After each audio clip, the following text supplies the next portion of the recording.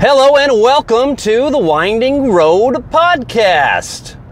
I think it's been about a week or so since I've last been on here with you, and we are continuing to move forward in our progression of being sober and alert and trying to just gain as much knowledge and understanding as possible in our current state of existence.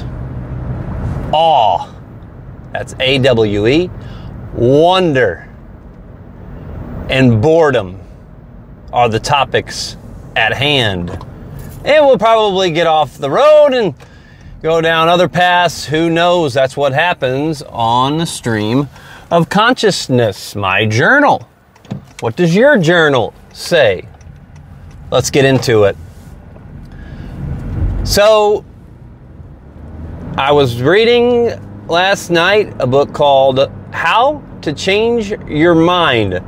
What the new science tells us about psychedelics, about consciousness, about dying, about depression, anxiety, all those things that we like to explore as part of the Winding Road podcast.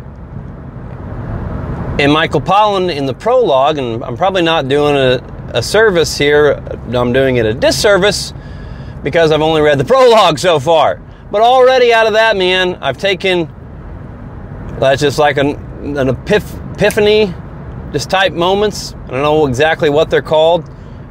Heard on ESPN radio, they were talking about that the other day. Is like, I don't know, just, all those moments that make up our lives and trying to make memories that last.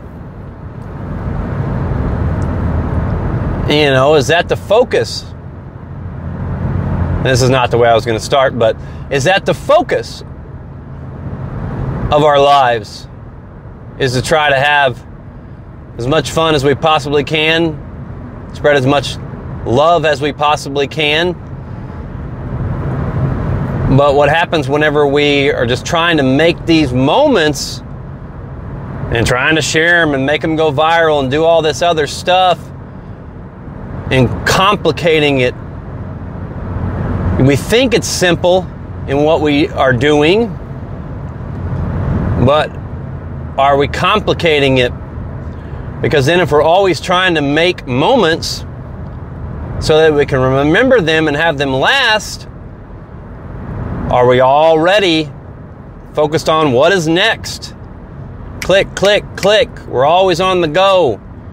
That's why I love whenever there's snow on the roads and everybody's driving slow.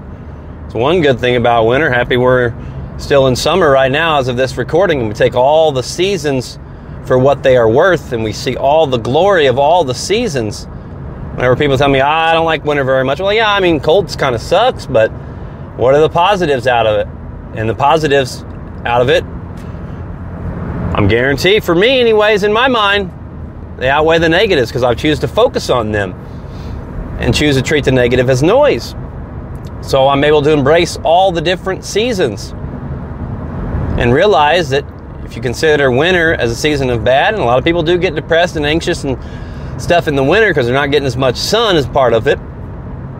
But because they're not getting as much sun, what are they thinking about? What am I thinking about? I'm thinking about embracing it and looking at all the positives of it and recognizing it, quote unquote, as sort of, in that specific moment of time, as sort of thinking about it as a negative, as a bad time, even though it's not to me, but thinking about it like that and thinking about, all right, man, this is cool now, and I'm going to embrace it, because then that's going to make spring even better whenever spring comes. And whenever spring comes, I'm not already going to be looking forward to the summer. I'm going to be enjoying every single second of the nice weather. And then whenever it gets hot, I'm going to embrace sweating, embrace and take it as a positive that I'm able to get a lot of sun and I'm able to take up sweating a little bit easier and get all those bad toxins out when you're working out, you're doing things outside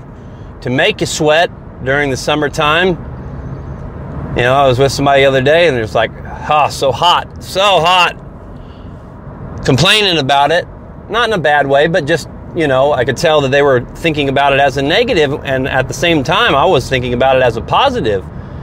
And yes, that was easier for me to do because I am in better shape than them, and overall my healthy input is higher than them for sure, and that's not to judge them or say anything bad about them at all. Just recognizing states. So recognizing that I was able to, I'm probably feeling a lot better than they are right then and there, you know, in that moment. And I'm able to feel good because of all the healthy input that I've been feeding myself. And so then, you know, we were playing disc golf, so then they're missing putts left and right. I'm making mine because my body feels good, because I'm embracing the heat, because I'm looking at it as a positive and not a negative. And it really is just having that awe and wonder of, wow. And recognizing and having awareness of how your body feels, because I'm like, wow, yeah, I'm hot right now and I'm sweating, but I know it's good, and it feels so good. So good to try to get through all that heat that's pouring down on you. All life's pressures, everything that comes with existence, all that's bearing down on you in the moment as you stand over a 30-foot putt. And then you go through your process of the flow state of not thinking about anything.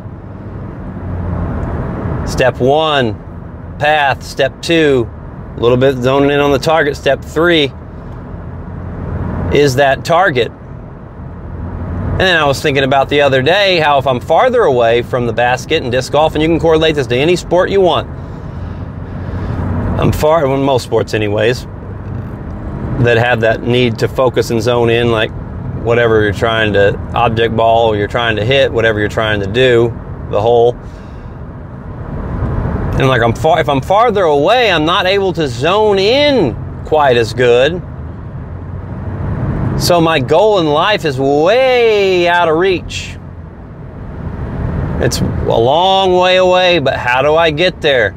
Then I'm not focused on a specific part of the target because I can't see it very well. So then the goal is, and then it's just like I'm at step 2 maybe, where I'm seeing the target, but I'm looking at the path, and I'm only seeing the path.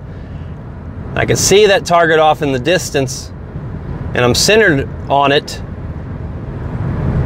but I'm centered just down the path, man. And close your eyes, see that in your mind, see the path.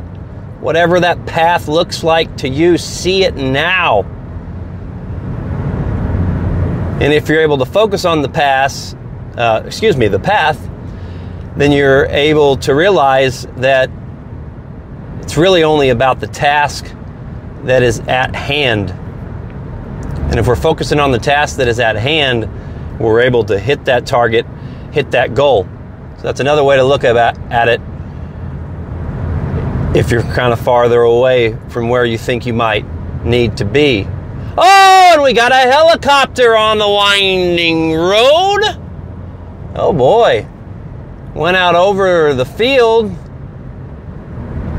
of the farm, swooped down about 30 feet in front of me, only probably about 50 feet over the power lines. Everybody's slowing down on the winding road as the helicopter goes out to dust the crops, whatever else it does to them. It drops stuff out of there that helps maintain the crops. I think that helps get rid of any uninvited guests to the crops. I'm not sure exactly all else what it does.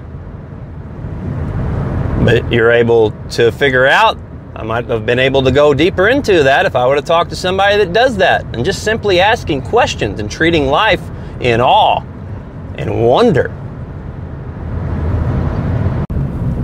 All right, so the task. Focusing on the task. What we kind of sidestepped to there And I've explored that before in some of the previous episodes. Go back and check some of those out. And obviously, you know, this is all a bit random sometimes, but I just want to go wherever my consciousness goes. And I get distracted, and I was thinking about trying to figure out what that event was called that they were talking about on TikTok, and then I went in down a whole different road.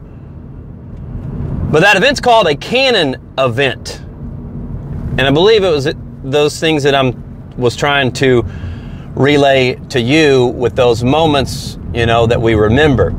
Pretty sure I didn't butcher that. Go look it up, kids. Hey, Google. I Google. So now we'll get back on track of those canon events. We've already discussed that. So let's discuss what I was originally going to talk about now, and that was Michael Pollan's book. And he's talking about, and I forget exactly what he called it, but it was just like, what's our normal operating mode of consciousness? You know, and that made me think, like, for the most part, society, I feel like, I don't know, because I'm not in everyone else's minds, but feel like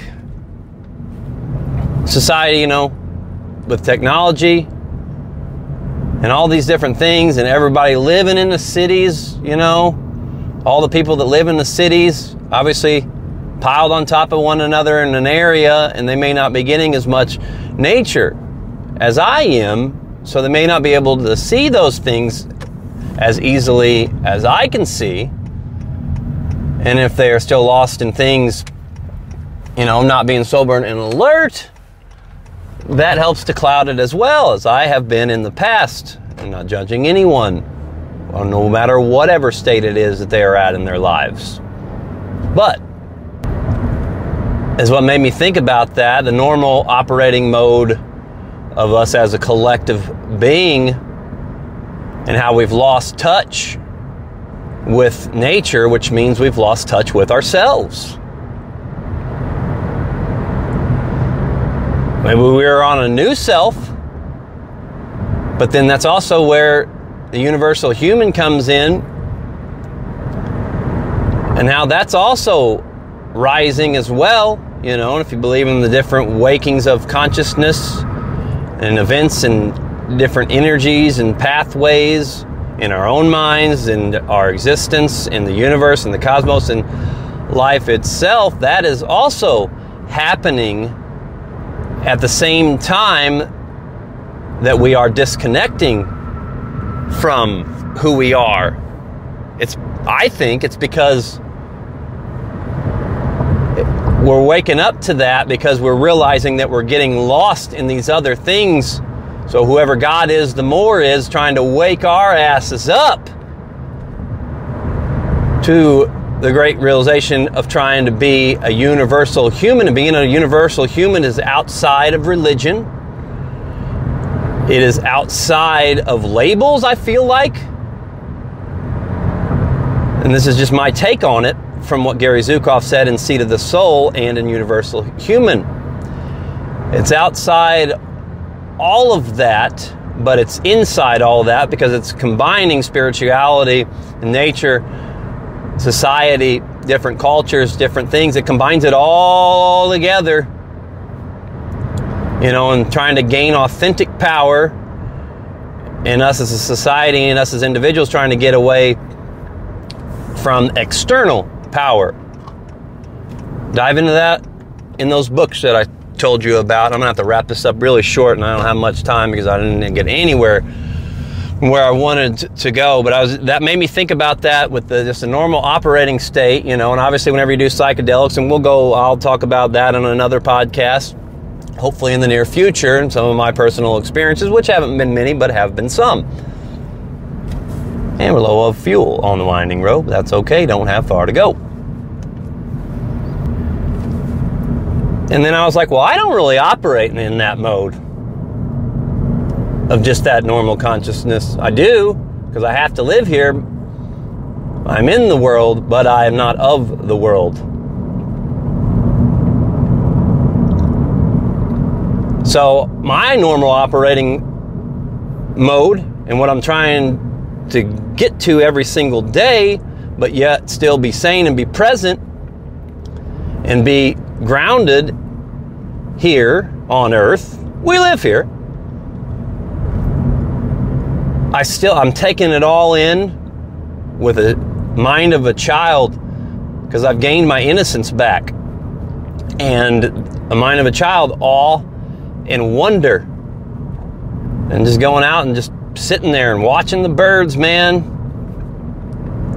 And I was doing that the other day, which led me to the thought I was going to tell you about boredom. I was so bored, and I realized this is where I need a social connection as well. I was so bored because we were supposed to be playing disc golf, but there was some rain in the area and some storms, so nobody showed up. So I'm just sitting there like, crap, what am I going to do? Like, dang it. And everybody got afraid of the rain and the storms, but they never came. And I knew that they weren't coming. I told everybody that because I looked at the weather, and you never know about the weather, though, obviously. So I understand that nobody showed up, but I was like, dang it, I should have came and played. But I'm like sitting there bored, like, what the hell am I going to do? Starting to get a little anxious about it. I don't want to play by myself, even though I did that for 4 years whenever I had moved away. But as those anxious moments happened, I was still mindfulness of me being anxious and being bored and trying to figure out what I was going to do. And I knew, and I was like, all right, well, then it's where I had to just do a task, man. It goes back to just doing tasks. I was like, well, let's just find a task to do. Find something to go forward, even though a little bitty step. Go find something that you need. It will help you do something later. For me, I was trying to find my dog's collar, because I need it, obviously, at times. I was trying to find it, just little simple things, and I was like, all right, well, I know that I got to do something in nature because I haven't done anything today, and I try to do something every single day. It's so extremely important. I can't stress that enough. But I trusted myself in those moments of boredom to be able to eventually figure out what I was going to do with the time that I had left before the sun went down. And it was just nature, man, and I just took it in. And next thing you know, it's dark, and then I'm like, all right, time to go to work. Let's work on some projects now, because I need that time in nature to drive me to working on all the different things that I do. Do that, it'll help you, man. Just a suggestion. Take life with awe and with wonder. And if you're bored, just turn to those things that are going to have deeper meaning and significance, and use nature as your activity. I was like, I could have just went in and watched some TV and did nothing. I'm like, I am not going to do that. If I go in, I'm at least going to read. Because to me, like, that helps me be a better version of myself, helps me get to try to be the best version of myself that I can possibly be. So I challenge you, get out of that normal operating mode of consciousness, just being caught up in the pleasures and caught up of always looking to the future and what's next. Eventually there's not going to be a next. Eventually, if we're lucky enough, we're going to have a next, as in far of when maybe we wake up the next day, but, we're going to be in reflections of the past. So yes, it is important to make those moments and make them last, that you're going to be able to remember whenever you get to be an old age, if you're lucky, blessed, fortunate enough, or not fortunate enough, whatever, if you have had a tough life.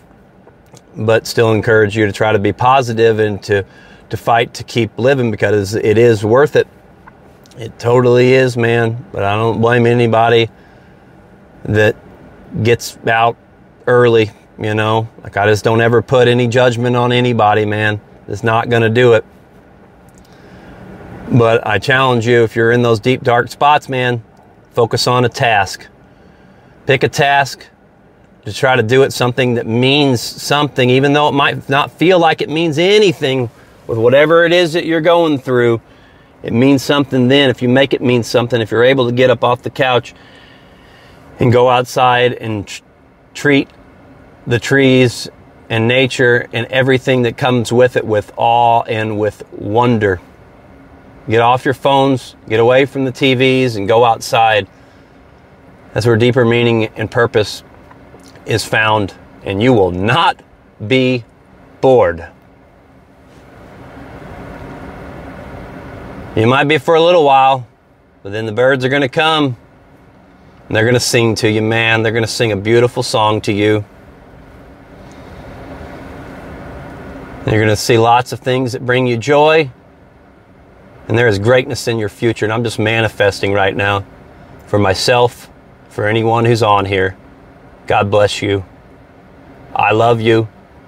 I'm here to inspire you, and I'm here to unite people with an open, non-judgmental mind. And I thank you for being on here today. And this has really just been a stream of consciousness. We've been all freaking over the place. Let us hope some way, somehow, it all sort of tied together, even if that thread is tied together with the most little, tiniest, flimsiest of things, man. We can find things to bond it, to make it stronger, to make it last. I'm me, you're you. We are each other. Love, inspire, unite. God bless. Yeah.